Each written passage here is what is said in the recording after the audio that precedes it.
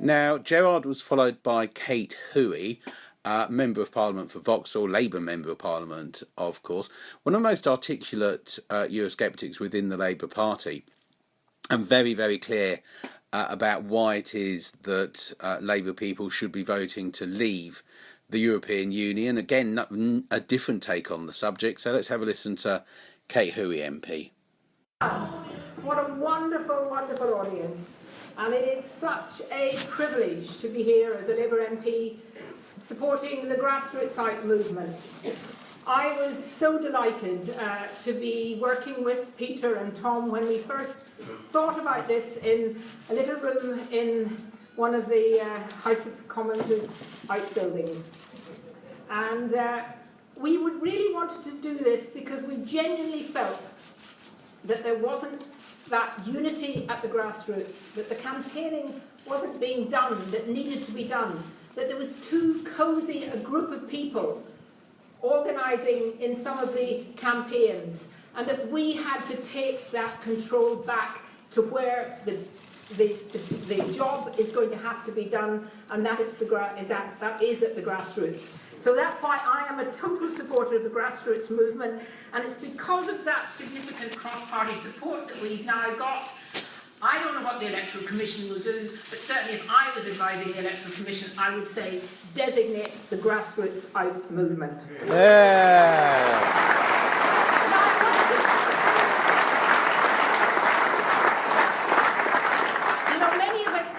Grassroots out will disagree. Many of us in this platform tonight will disagree about many, many issues. Some people might not even like some people.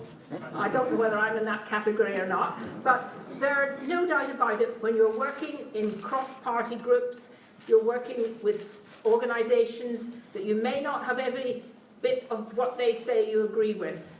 And it is very, very important, but you know what unites us all?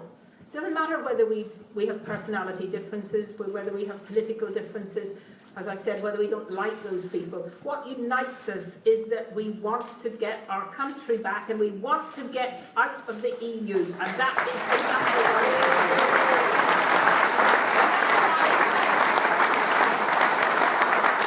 Over the next few weeks and months, there will be big grassroots movements meeting across the United Kingdom, because in order to win, we have to reach out far, far away from this area of Westminster. We have to get out into the country. Now, you know, one of the things that any movement has, most movements throughout the world, have a symbol. They have something that becomes associated with their movement.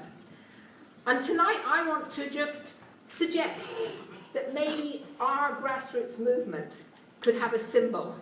And I think a very, very good symbol of our grassroots movement would be this. A piece of white paper, saying nothing, showing that, frankly, our Prime Minister has more or less capitulated to the European Union. It may be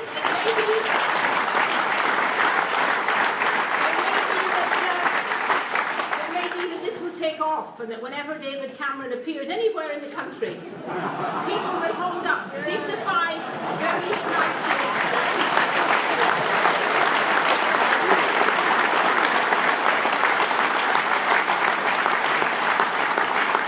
Now, as Peter so terribly reminded you, I was an MP when Tom was born, but I think that shows just the breadth of the age range as well that we've got within our movement. And you know, during those 27 years, I've taken every opportunity I could to vote against attempts by the EU to further integrate and remove our sovereignty.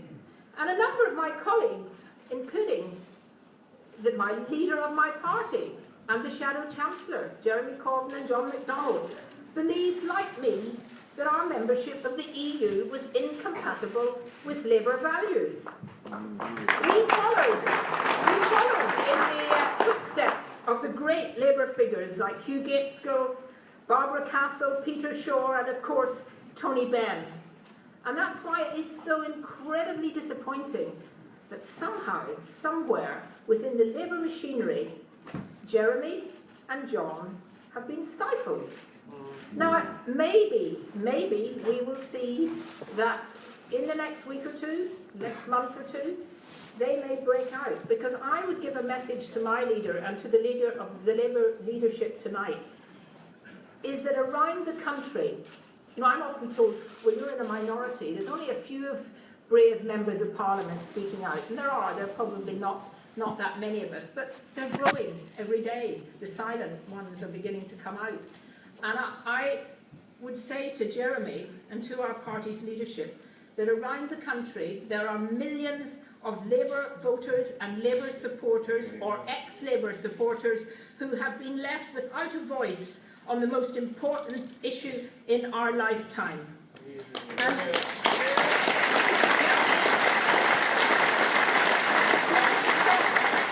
Jeremy talked about re-engaging with our voters, and his election undoubtedly brought excitement back into politics. But on the most significant issue of our lifetime, the Labour Party has been sadly left behind, not just within the Labour movement, I believe, but certainly with the mood of the country. And I think that is a terrible, terrible shame, and the Labour Party will live to regret it. Yeah.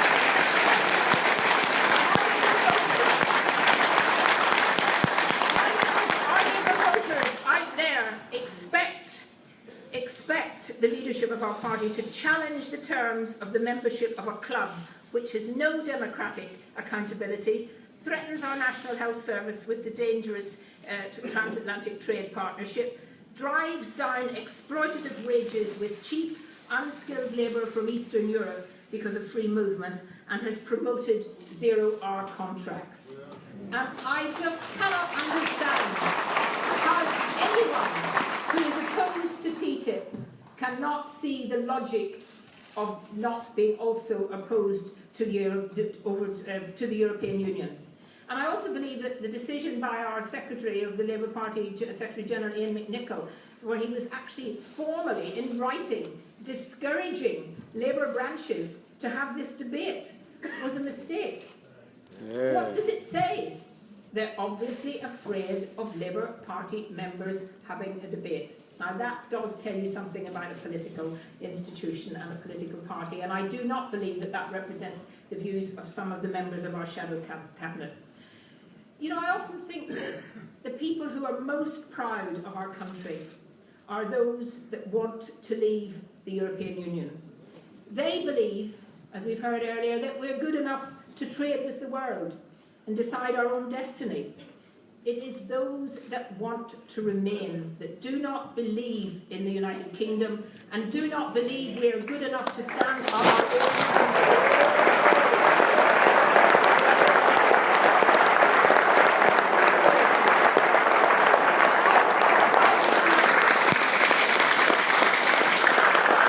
I believe, as a Labour MP, that voting to leave is the progressive and safe option in this referendum. It's a vote to leave a club whose influence in the world is declining each day.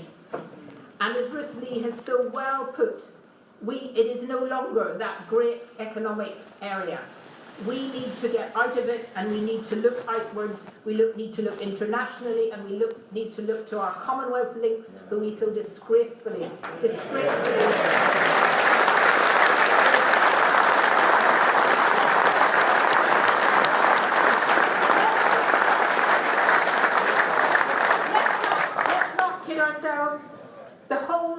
as has already been said by many people, the whole might of the British establishment will be turned on to us.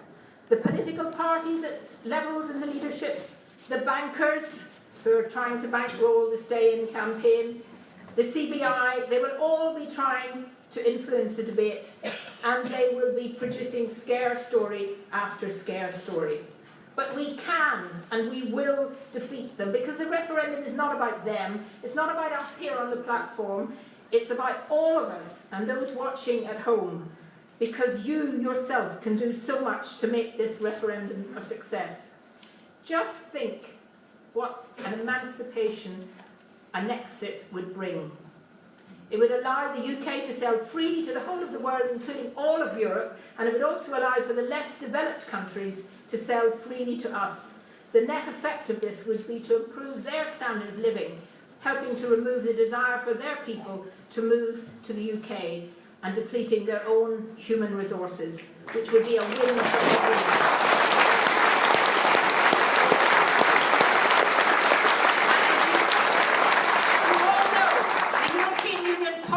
As it stands now, condemns impoverished countries to a form of hopeless servitude that should have been marginalised and got rid of and consigned to history. How can anyone in the left condone that?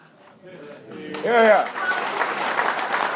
It is time for democratic governments across the EU, and I don't think we'll be alone if we leave. I think there are many other EU countries and movements within those countries who realise this is a failed project. They want to begin again to represent the real interests of the people, and we can lead that way. I love my country. I'm very proud of being British. I'm very proud. I believe in the United Kingdom, and I have confidence in our ability to once again be a self-governing nation. But you individually here can do so much. Every morning, each one of you should wake up and think, who can I persuade today? Who can I speak to? Who can I go and campaign in? Who can I talk to in the supermarket? I might be becoming a persona non grata in my supermarket because I always chat to people and say, what do you think about the EU? And, you know, it is amazing. We heard the taxi driver earlier. It is amazing when people are asked what they think, and we know that we've got out there in the country millions and millions of people, many of whom who've never voted before. That's why we're going to win this referendum, because they are going to show that they care enough to actually come out and vote to get their country back. So the referendum gives us a chance. We mustn't let it pass. Let's make it happen, and let us rejoin the rest of the world.